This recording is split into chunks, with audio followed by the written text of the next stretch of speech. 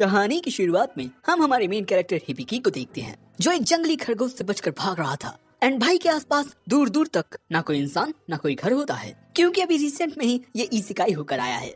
और तभी अचानक इसे एक आवाज सुनाई देती है। ये इसके सिस्टम की आवाज है, जो इससे पूछती है कि क्या आप इस आवाज को सुनना चाहते हैं? हिबिकी कहता है, मुझे पता तो नहीं कि ये आवाज कहाँ से आ रही है, पर दिल को अब थोड़ा सा सुकून है कि मुझे किसी की आवाज तो आ रही है। लेकिन तभी दौड़ते हुए हिबिकी का पैर फिसल जाता है और उसी टाइम पर ये खरगोश भी उस पर हमला करने के लिए दौड़ता है। लेकिन क्या है कि थोड़ा बैलेंस ऊपर नीचे हो जाता है, जिस वजह से हिबिकी इस खरगोश के ऊपर ही गिरता है, जिससे इस खरगोश का राम नाम सत्य हो जाता है। दूसरी ओर जंगल में हम एक मोहतरमा को देखते हैं, जिनको ऊपर वाले की आवाज सुनाई देती है, जो उस लड़की को बताते हैं कि जंगल की ईस्ट वाली साइड पर कुछ बहुत ही स्पेशल है। वैसे मोहतरमा के कंधों पर कुछ भारी जिम्मेदारियां हैं, जिसका बोझ उनके कपड़े उठा नहीं पाते। अब इसके बाद हम हिबिकी को देखते हैं, जिसे समझ नहीं आ रहा होता कि वो कहाँ पर है। साथ ही उसे भूख भी लगी थी, इसीलिए वो सोचता है ये खरगोश पता नहीं खाने लायक है कि नहीं। सो तभी उसका सिस्टम बताता है कि हाँ, ये खाने लायक है। जिसके बाद हिबिकी उसे अपने बैग में रख लेता है और इसके बाद धीरे धीरे हिबिकी को समझ आता है कि जो उसका सिस्टम है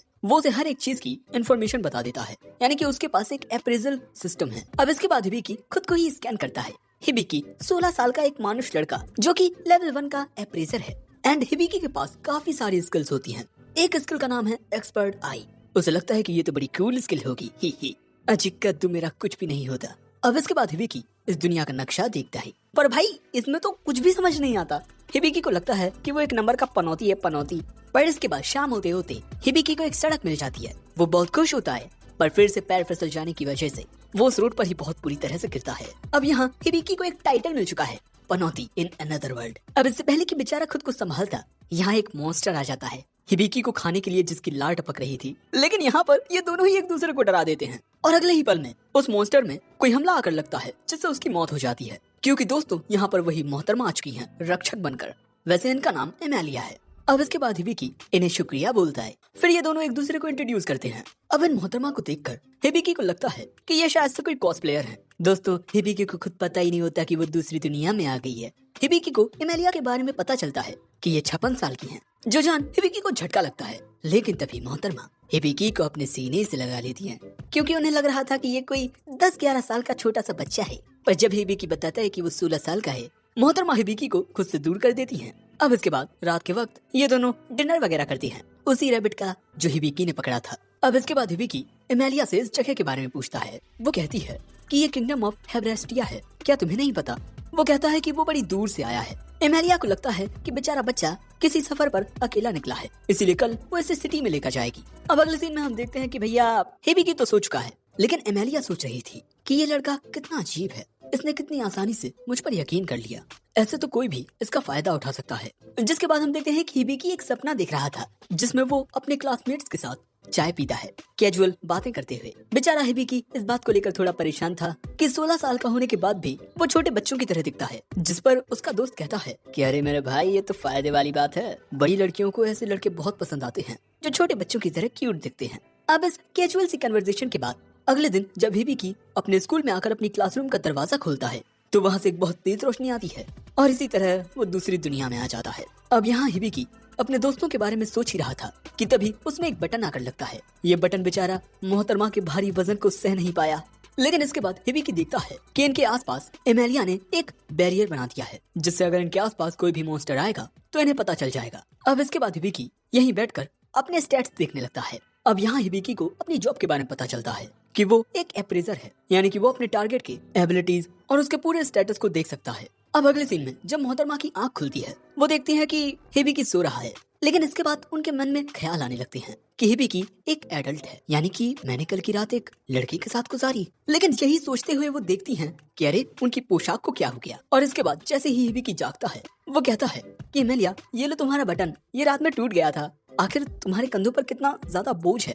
लेकिन यहाँ शर्म के मारे एमेलिया हिबिकी को हवा में उड़ा देती है। अब इसके बाद हम इन दोनों को लोवेल टाउन की ओर जाते हुए देखते हैं, जो कि यहाँ से सबसे ज्यादा पास में पड़ता है। अब बातचीत करते हुए जब एमेलिया को पता चलता है कि हिबिकी के पास वर्ल्ड मैप नाम की स्किल है, तो वो ये जान बहुत हैरान होती है क्योंकि ये स्किल ट्रिपल ए रैंक में भी बहुत ही रेयर होती है। लेकिन जब उसे पता चलता है कि हिबिकी की जॉब अप्रेजर की है, जिसके जरिए वो किसी भी टारगेट के स्टेटस को अच्छी तरह से देख सकता है, इसी बात पर एमेलिया कहती है कि तुम्हारी ये जॉब तो कमाल की है। कोई भी एडवेंचरर इस टाइप की स्किल को पाने के लिए कुछ भी कर सकता है, लेकिन अब तक जितना मैंने तुम्हें जाना है, तुम एक नंबर के बुद्धू हो और तुम में कॉमन सेंस नाम की तो चीज ही नहीं है। ये सब सुन हिबिकी को बहुत बुरा लगता है।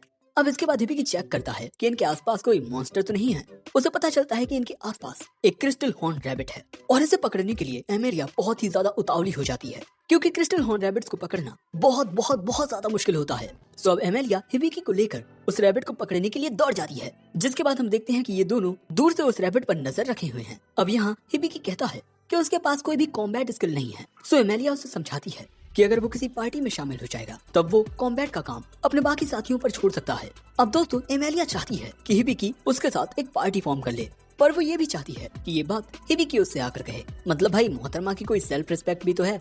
इसीलिए वो डिसाइड करती है कि वो उस रैबिट को हराएगी, जिससे हिबिकी उससे इम्प्रेस हो जाएगा और खुद सामने से आकर कहेगा कि प्लीज मेरे साथ एक पार्टी ज्वाइन कर लीजिए। जिसके बाद हम देखते हैं कि एमेलिया अपने दिव्य धनुष से उस रैबिट पर हमला करती है, पर वो रैबिट आसानी से इसे डॉच कर देता है, जो देख एमेलिया बड़ी उदास होती है और तुरंत यहाँ हार मान लेती है। लेकिन हिबिकी उसे बताता है कि इस रैबिट की एस्केप करने की जो एबिलिटी है वो कमाल की है, पर ये एक नंबर का बुद्धू है। जिसके बाद हिबिकी एक प्लान बनाता है, जिसके बाद हम देखते हैं कि एमेलिया अपने अर्थ मैजिक का यूज करके इस रैबिट को एक दीवार से घेर देती है और जब सामने की ओर इस रैबिट को हिबिकी नजर आता है तो ये सीधा उस पर हमला करने जाता है और तभी एमेलिया इसका खेल खत्म कर देती है और इसी तरह बड़ी आसानी से ये लोग क्रिस्टल हॉर्न रैबिट को खत्म कर देते हैं। एमेलिया भी ये सोच बड़ी हैरान होती है कि ये रैबिट तो सच में बड़ा बेवकूफ था। पर इसके बाद हम देखते हैं कि क्योंकि इस रैबिट को मारने में हिबिकी ने अपना सहयोग दिया था, इसीलिए उसका लेवल अप हो जाता है और अब इन्हें वो क्रिस्टल मिल चुका है जो कि काफी महंगा बिकेगा।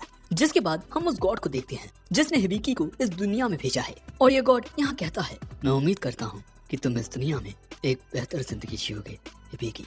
अब इसके बाद हमें एडवेंचरस गिल्ड का सीन दिखाया जाता है और यहाँ हमें एक और मोहतरमा देखने को मिलती है और इनका नाम है आइविल। जिसके बाद अगले सीन में हम देखते हैं कि ये दोनों लवेल टाउन तक पहुंच चुके हैं और यहाँ पर एमेलिया हिबिकी के कपड़ों को ढक देती है क्योंकि इस दुनिया के लोगों की नजरों में उसके कपड़े बहुत ही अजीब हैं। वैसे यहाँ हिबिकी को पता चलता है कि एक गोल्ड कॉइन की कीमत 10,000 एन के बराबर है। तभी एमेलिया हिबिकी से कहती है कि तुम ना एक नंबर के बेवकूफ विथ नो कॉमन सेंस हो, इसीलिए यहाँ जरा संभल कर रहना वरना कोई भी तुम्हारा फायदा उठा सकता है। लेकिन इसके बाद जब ये दोनों एडवेंचरर्स गिल्ड में आते हैं तब कुछ एडवेंचरर्स हिबिकी का मजाक उड़ाते हैं कि किसी पार्टी में तो तुम शामिल हो नहीं सकी तो अब क्या बेबी सिटिंग का काम शुरू कर दिया है।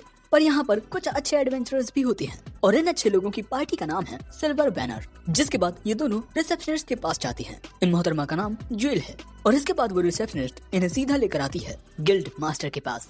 एंड ये गिल्ड मास्टर बहुत ही ज्यादा धांसू होते हैं, एक नंबर के बॉडी बिल्डर। और यहाँ पर गिल्ड मास्टर और हिबिकी की काफी अच्छी जमती है। वैसे इन महाशय का नाम बाल्स डेलियार्ड है, लेकिन इसके बाद इन दोनों की जो मसल्स वाली बातें हो रही थी वो इन कन्याओं को पसंद नहीं आती, जिसके बाद वो दोनों इन दोनों को धराशाही कर देती हैं। जिसके बाद एमेलिया इन्हें वो क्रिस्टल हॉर्न दिखाती है और गिल्ड मास्टर इसकी कीमत 400 गोल्ड कॉइन करते हैं, पर लालची एमेलिया इसके 800 गोल्ड कॉइन मांगती है। जिसके बाद गिल्ड मास्टर और एमेलिया के बीच भावतौल होने लगता है। जिसके बाद ना चाहते हुए भी गिल्ड मास्टर को 700 गोल्ड कॉइन पर एमेलिया के सामने झुकना पड़ता है। लेकिन इसके बाद हम ज्वेल को देखते हैं जो कि वाइस गिल्ड मास्टर होती है और क्योंकि जो प्राइस गिल्ड मास्टर ने सेट किया है वो इनके बजट से बाहर है, इसलिए जो बजट से बाहर का हिस्सा है उसको गिल्ड मास्टर की पगार से काटा जाएगा। लेकिन वहीं दूसरी ओर एमेलिया बड़ी खुश थी, उछल कूद रही थी, पर इसी चक्कर में उसके कपड़े उस एक्साइटमेंट को सह नहीं पाते और फिर वही होता है जो हमेशा होता है। और ये देखते ही मिस जूल तुरंत इन दोनों को बाहर निकाल देती हैं। जिसके बाद हम हिबिकी को अकेला बैठा हुआ देखते हैं जो अपने स्टेटस वगैरह को चेक कर रहा था कि तभी उसे एक आवाज आती है, पर वो उसे इग्नोर करते हुए ऊपर वाले को शुक्रिया कहता है क्योंकि उसी की बदौलत वो अब तक जिंदा है। पर इसके बाद उसे गॉड की आवाज आती है कि भाई मैं ही वो गॉड हूँ जो तुम्हारी मदद कर रहा है। वैसे मैं तुम्हारी मदद हर बार तो नहीं कर सकता, पर मैं अपना बेस्ट करने की कोशिश करूंगा। जिसके थोड़ी देर बाद यहाँ पर एमेलिया भी आ जाती है, लेकिन तभी हम देखते हैं कि एमेलिया को एक मिशन मिलता है और इसी मिशन के चलते कुछ वक्त के लिए एमेलिया को ये शहर छोड़कर जाना पड़ेगा क्योंकि ये मिशन एमेलिया के होम टाउन से आया है और कुछ वजहों की वजह से एमेलिया हिबिकी को वहाँ अपने साथ नहीं ले जा सकती है। अब गिल्ड से बाहर आकर हिबिकी कहता है कि कोई बात नहीं, तुम मेरी चिंता मत करो और तुम इस मिशन पर जाओ एमेलिया कहती है, मैंने जूल से बात कर ली है, वो तुम्हारा ख्याल रखेगी। वैसे अब तुम आगे क्या करोगे? हिबिकी कहता है कि वो एक एडवेंचरर बनेगा और ऐसे मिशन पर जाएगा जिनमें लड़ने की जरूरत ना पड़े। जिसके बाद एमेलिया हिबिकी को एक मैप दे देती है। इसके जरिए हिबिकी उस होटल में जा पाएगा जहाँ पर एमेलिया रह रही थी। हिबिकी भी वहाँ रह सकता है। जिसके बाद हिबिकी कहता है कि मुझे तुम्हारा ये ग्राउंड तुम्हें वापस लौटा देना चाहिए, क्योंकि तुम्हें इसकी जरूरत पड़ेगी। बार बार तुम्हारा बटन जो टूटता रहता है। ये सुनते ही एमेलिया भागकर यहाँ से निकल लेती है। लेकिन भागते हुए हम देखते हैं कि एमेलिया किसी से टकरा जाती है। जिसके बाद एमेलिया इस लड़की की मदद करती है। और दोस्तों, ये लड़की आइवल होती है। और जैसे ही आइवल को पता चलता है कि एमेलिया अपने एल्फ के राज्य में जा रही है, वो कहती है कि मैं भी उसी रास्ते पे जा रही हूँ, चलो साथ में चलते हैं। अब अगले सीन में एक कमरे में हम हिबिकी को आराम करता हुआ देखते हैं। इसके बाद हमें पता चलता है कि हिबिकी ने अपनी दुनिया के बारे में जानने की कोशिश जूल से की थी। जूल उसे एक दूसरी दुनिया का पता बताती है और हिबिकी पहुंच जाता है रेड लाइट एरिया के पास। अब बेचारा हिबिकी सोच रहा था कि आखिर वो इस दुनिया में क्यों आया, पर तभी यहाँ मिस तानिया आती हैं हिबिकी को बताने के लिए कि थोड़ी ही देर में डिनर बन जाएगा। अब मोहतरमा के जाने के बाद हिबिकी अपनी स्टेटस विंडो चेक करने लगता है। हम देखते हैं कि हिबिकी को 2 नई स्किल्स मिल गई हैं। एक तो कॉन्ट्रैक्ट, यानी कि वो किसी के भी साथ कॉन्ट्रैक्ट बना सकता है, और दूसरा मेडिकल बुक, यानी कि हीलिंग एबिलिटी। अब इसके बाद हिबिकी के सामने एक मेडिकल बुक आ जाती है और इसके बाद हम देखते हैं कि उस मेडिकल बुक की सारी नॉलेज हिबिकी के अंदर ठूसी जाने लगती है। दूसरी ओर अपने सफर पर चलते हुए एमेलिया आइवल को हिबिकी के बारे में बताती है। लेकिन तभी इन्हें लेने के लिए यहाँ एक मेड आती है। वैसे ही एमेलिया की मेड है और इसे देखते ही एमेलिया इसे अपना प्यार दिखाती है। जिसके बाद हमें पता चलता है कि इसका नाम स्टेलिया है और ये एमेलिया के खानदान की चीफ मेड है।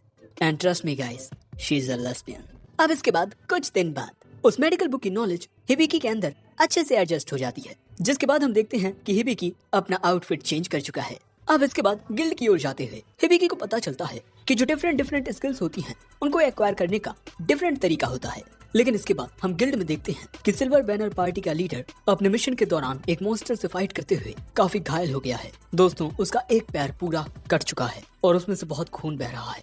जूल बताती है कि इनकी मदद के लिए इस वक्त गिल्ड मास्टर यहाँ नहीं है, वो बाहर गए हैं। तभी यहाँ हिबिकी को आइडिया आता है कि यहाँ पर वो अपनी मेडिकल बुक की नॉलेज का यूज कर सकता है। लेकिन जब वो ये बात कहता है तब ये लड़की कहती है कि तुम एक अप्रेजर हो, तुम इसके जख्म को ठीक कैसे करोगे? पर इस वक्त इनके पास हिबिकी पर भरोसा करने के अलावा कोई और रास्ता नहीं होता। अब इसके बाद हिबिकी इसे एनालाइज करता है और उसे पता चलता है कि इसे एक ऐसा जहर दिया गया है जो खून को रुकने नहीं देता, यानी कि उसकी वजह से खून लगातार बहता रहता है। साथ ही दोस्तों, इस लीडर को यहाँ बहुत ज्यादा डैमेज आया है और इसे पूरी तरह से हील करने के लिए हिबिकी को 650 MP की जरूरत पड़ेगी, पर उसके पास सिर्फ 56 MP होती हैं। इसीलिए अब हिबिकी यहाँ कहता है कि यहाँ पर कोई है जो हाइपर क्वेर एंड परफेक्ट हील स्पेल्स को यूज कर पाए, पर यहाँ पर ऐसा कोई नहीं होता जो इन स्पेल्स का यूज कर पाए। और अब लीडर के पास सिर्फ 4 मिनट का वक्त बचा है। सो अब हिबिकी का सिस्टम सजेस्ट करता है कि अगर हिबिकी यहाँ मौजूद बाकी लोगों के साथ कॉन्ट्रैक्ट बना ले तो उनकी पावर का कुछ हिस्सा हिबिकी को मिल जाएगा, जिसके बाद शायद वो इस लीडर की मदद कर पाए।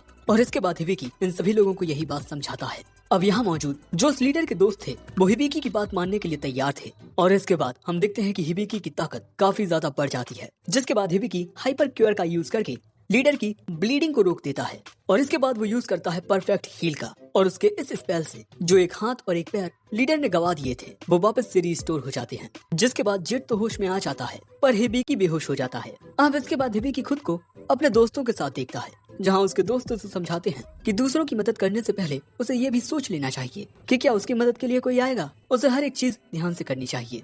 लेकिन इसके बाद हिबिकी अचानक से यह आवाज सुन जाग पड़ता है कि आपका लेवल अप हो चुका है। अब इसके बाद यहाँ जो जूल होती है वो हिबिकी का शुक्रिया अदा करती है क्योंकि उसने जेट की जान बचाई, और जेट जूल का छोटा भाई है। हाँ, लेकिन इनकी माँ जो है वो अलग है, पापा एक ही है। अब इसके बाद जूल हिबिकी को बताती है कि आज जिन हीलिंग स्पेल्स का यूज हिबिकी ने किया है उनका यूज करते हुए जूल ने पहले कभी किसी को नहीं देखा। इसीलिए हिबिकी को अपनी इस काबिलियत के बारे में किसी को भी नहीं बताना चाहिए, वरना उसके ऊपर बड़ी दिक्कत आ सकती है। इसीलिए हो सके तो आपको किसी पार्टी को ज्वाइन कर लेना चाहिए जिससे तुम काफी सेफ रहोगे। पर हिबिकी कहता है कि वो अपने फायदे के लिए किसी पार्टी को ज्वाइन नहीं करना चाहता, वो दूसरों को अपनी वजह से परेशान नहीं करना चाहता। अब ये सुन जूल सजेस्ट करती है कि अगर ऐसी बात है तो उसे अपने लिए कोई बॉडीगार्ड हायर कर लेना चाहिए। लेकिन इसके बाद हमें एक अंधेरी सी जगह पर एक खतरनाक मॉन्स्टर दिखता है जिसके साथ एक छोटी बच्ची थी।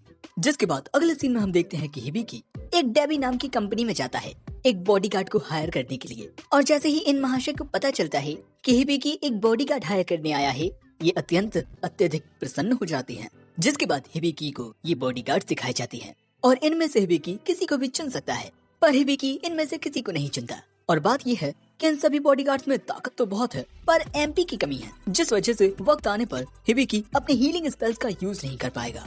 अब इसके बाद अजार्थन हिबिकी को ले जाते हुए कहता है कि आपको जैसा बॉडीगार्ड चाहिए आप बस मुझे बताइए, क्योंकि मुझे आपके अंदर से पैसों की बहुत अच्छी खुशबू आ रही है। अब इसके बाद हिबिकी को अपनी एप्रेजल स्किल के जरिए पता चलता है कि अजार्थन महाशय पैसे को सूंघ सकते हैं। सूंघ कर ही उन्हें पता चल जाता है कि कौन बंदा कितना मालदार है। जिसके बाद अजार्थन हिबिकी के सामने कुछ ऐसे लोगों को सजेस्ट करता है जो ऐसे लोग होते हैं जो किसी न किसी वजह से अपने होम टाउन में वापस नहीं लौट पाते। लेकिन यहाँ पर जो अजार्थन हरकतें कर रहा था उनसे बेचारा हिबिकी थोड़ा सहम सा जाता है। जिसके बाद अजार्थन हिबिकी को एक केज दिखाता है जिसके अंदर एक बुल्फ कैद था और हमें पता चलता है कि ये बुल्फ इस छोटी बच्ची को बचाते हुए पागल हो गया था और इस छोटी बच्ची के पास मैजिकल पावर है, पर ये अपनी मैजिक पावर को कंट्रोल नहीं कर पाती, इसीलिए इन दोनों को यहाँ कैद करके रखा गया है। अब इसके बाद हिबिकी अपनी अप्रेजल स्किल का यूज करता है, लेकिन नॉर्मल अप्रेजर के साथ यहाँ हिबिकी अपनी एक्सपर्ट आई का भी यूज करता है, जिसके बाद उसे इनके हिडन टैलेंट्स भी दिखाई देने लगते हैं। और अब ये जान हिबिकी के तोते उड़ जाते हैं कि ये बुल्फ बीस्टमैन एक हीरो है लेवल 95 का। और दोस्तों ये जो छोटी बच्ची है इसे गॉड से एक स्पेशल पावर मिली है, लेकिन वो ताकत इतनी ज्यादा है कि ये उसे कंट्रोल नहीं कर पाती और ये ताकत सेल्फ डिस्ट्रक्टिव पावर बन जाती है। अब हिबिकी सोचता है कि इन दोनों की एमपी तो काफी अच्छी है, लेकिन क्या उसे एक सेज और एक हीरो को अपनी पार्टी में शामिल करना चाहिए। तभी गॉड की आवाज आती है, अरे जो करना है वो कर यार, मैं हूँ ना। अब इसके बाद हिबिकी इन दोनों को खरीदने के लिए राजी हो जाता है और ये सुनते ही अजार्थन खुशी के मारे पागल ही होने लगता है। जिसके बाद हिबिकी इन दोनों को टाउन के बाहर लेकर आता है। क्लॉड पूछता है, तुम हमें यहाँ लेकर क्यों आए हो? हिबिकी कहता है, मुझे ना तुम्हारे साथ कुछ करना है, मुझे तुम्हें हील करना है। ये बात सुन क्लॉड हैरान हो जाता है, लेकिन ऐसा करने के लिए हिबिकी लिलियान से मदद मांगता है और लिलियान भी क्लॉड की मदद करना चाहती थी, इसीलिए वो हिबिकी का साथ देने के लिए राजी हो जाती है। अब इसके बाद हिबिकी लिलियान के साथ एक कॉन्ट्रैक्ट बनाता है जिससे लिलियान की एमपी हिबिकी को मिल जाती है और इसके बाद हिबिकी यूज करता है परफेक्ट हील, जिसके बाद हम देखते हैं कि क्लॉड पूरी तरह से हील हो जाता है। उसके दोनों हाथ वापस आ जाते हैं। लिलियान खुशी के मारे क्लॉड से जाकर चिपक जाती है। हिबिकी पूछता है कि अब तुम कैसा महसूस कर रहे हो? क्लॉड कहता है, पहले से काफी बेहतर। लेकिन इसके बाद क्लॉड को ये जान झटका लगता है कि हिबिकी को ये पता है कि आने वाले फ्यूचर में लिलियान एक सेज बनेगी और ये भी कि क्लॉड एक हीरो है। लेकिन अभी भी दोस्तों क्लॉड के ऊपर एक कर्ज होता है, सो अब हिबिकी अपनी नई स्किल का यूज करता है, लेकिन ऐसा करने से कई सारी जंजीरें आकर क्लॉड को पकड़ लेती हैं। जिसके बाद आसमान में एक बड़ी सी कैंची आ जाती है और फिर ये कैंची क्लॉड को खिंचाक कर देती है। इन दोनों को लगता है कि अब तो क्लॉड का खेल खत्म, बट हम देखते हैं कि क्लॉड बिल्कुल ठीक होता है। पर दोस्तों अभी क्लॉड का कर्ज पूरी तरह से हटा नहीं है, क्योंकि हिबिकी की वो स्किल सिर्फ लेवल 1 की थी, यानी कि अगर हिबिकी को क्लॉड का कर्ज पूरी तरह से हटाना है तो उसे अपने लेवल को इंक्रीज करना होगा। अब इसके बाद क्लॉड कसम खाता है कि वो मरते दम तक अपने तन मन और धन जो कि अभी उसके पास नहीं है उससे वो हिबिकी की सेवा करेगा। हिबिकी का सिस्टम यहाँ सजेस्ट करता है कि उसे कॉन्टैक्ट स्किल का यूज करके क्लॉड के साथ एक एलियंस बना लेना चाहिए, यानी ये दोनों एक कॉन्ट्रैक्ट में आ जाएंगे और इससे क्लॉड को भी बहुत खुशी होगी। और इसके बाद भाई बिल्कुल ट्रेडिशनल अंदाज में, मतलब फिल्मी अंदाज में इनके बीच एक कॉन्ट्रैक्ट बनता है और ऐसा करने से इन दोनों के हाथों पर इन कॉन्ट्रैक्ट का निशान एक क्रेस्ट आ जाता है।